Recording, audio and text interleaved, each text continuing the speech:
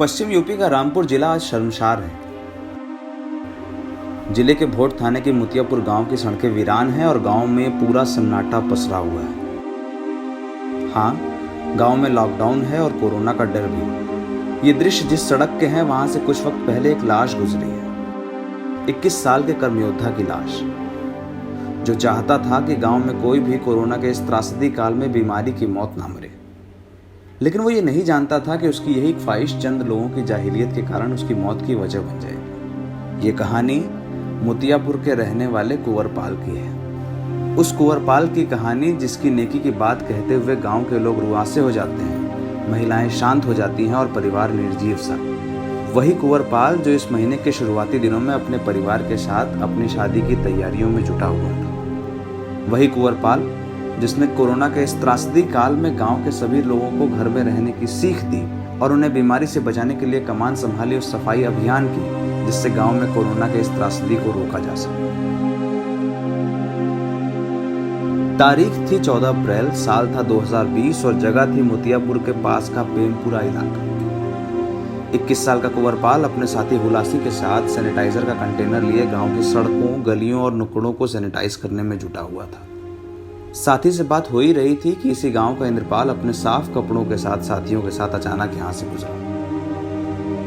कुंवरपाल अपनी सैनिटाइजेशन की मशीन बंद कर ही पाता कि पाइप से निकले केमिकल की कुछ बूंदें इंद्रपाल के कपड़े पर पड़ गई। रसूख का कपड़ा दमंगियत के जोर के साथ था, इसलिए इंद्रपाल अगले ही क्षण कुंवरपाल पर टूट पड़ा।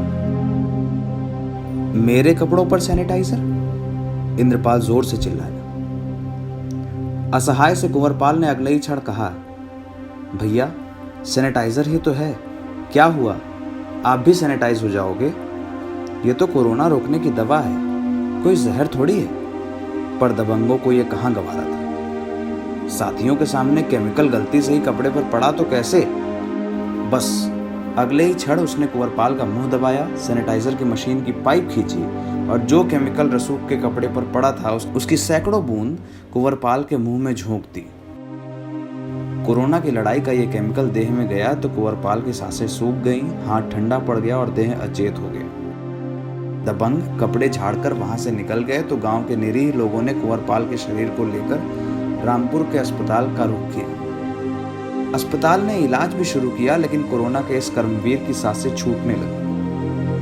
जब कोई उम्मीद नहीं लगी तो डॉक्टरों ने एम्बुलेंस के सहारे कुंवरपाल के शरीर को मुरादाबाद रेफर कर दिया। शरीर में पंचजन्य बचा तो था, पर उतना नहीं जितना जरूरी था।